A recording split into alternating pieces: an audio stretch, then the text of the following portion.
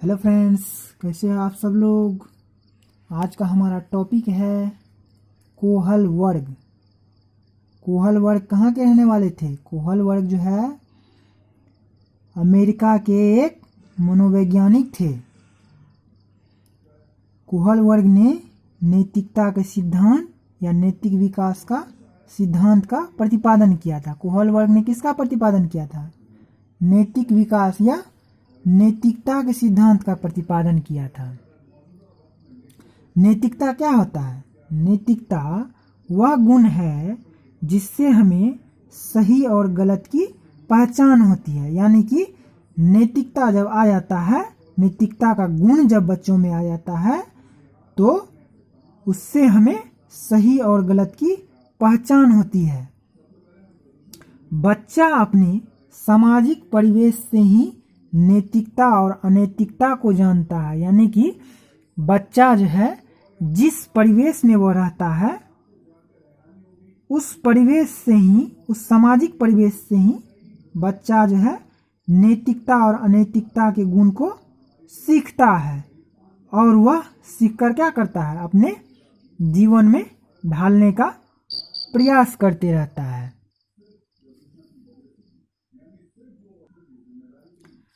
कोहल वर्ग ने अपने प्रयोगों में छोटी कक्षाओं को उपस्थित कर उससे संबंधित नैतिक समस्याओं के संबंध में प्रश्न पूछते थे। कोहल वर्ग मनोवैज्ञानिक जो थे वह बच्चों के संपर्क में जाते थे।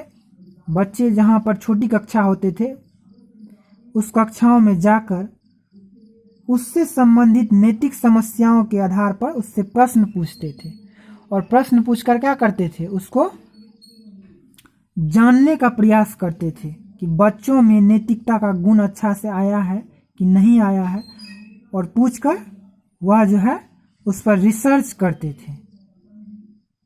उसको रिसर्च करके उसके बाद जो है उसको डेवलप करते थे। कोहल वर्ग की एक कहानी जो है बहुत प्रसिद्ध है। यह कहानी इस प्रकार है। यूरोप में एक महिला मौत के कगार पर थी। यानी कि वह बहुत बीमार थी और मरने वाली थी। डॉक्टरों ने कहा कि एक दवाई है जिससे शायद उसकी जान बच जाए। डॉक्टर जो बोला कि एक दवाई है उससे शायद उसकी जान बच जाए। वह एक तरह का क्या था? रेडियम था, जिसकी खोज उस शहर के एक फार्मासिस्ट ने की थी। यानी कि वो बड़े शहर जो है उस शहर के फार्मासिस्ट थे, उसने जो है इस दवाई का खोज किया था। दवाई कराने का खर्च बहुत था और दवाई बनाने वाला दवाई बनाने के खर्च से 10 गुना ज़्यादा पैसे मांग रहा था। यानी कि दवाई जो बनाया था वो काफ़ी मेहनत से बनाया था, तो वह दवाई जो है, जो दवाई बनाया था उसका लागत जो मूल्य था उससे 10 गुना ज़्यादा पैसे मांग रहा था दवाई वाला। उस औरत का इलाज करवाने के लिए उसका पति हिंज उसके पास गया। किसके पास गया? वह फार्मासिस्ट के पास गया। उसका पति हिंज उसके पास गया और दवाई बनाने वाले से बोला कि वह उसे दवाई दे दे। लेकिन दवाई वाले बहुत मेहनत करके बनाए थे दवाई, तो वो दवाई देने से इनकार कर दिया।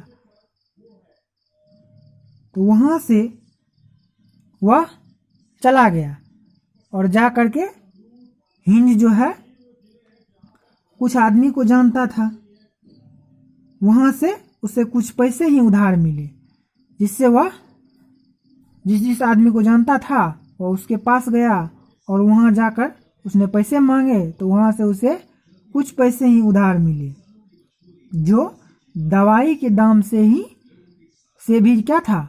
आधा था। यानी कि दवाई जो बेच रहा था उसके दाम से भी आधा।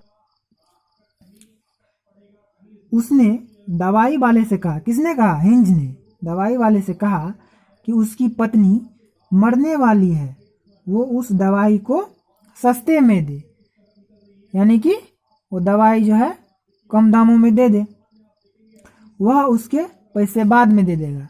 हिंज ने कहा आप हमको दे दीजिए यह दवाई, हम आपको जो है जो पैसा आपका बनता है कम दाम में दे दीजिए और हम उस आपका जो पैसा है वो बाद में दे देंगे।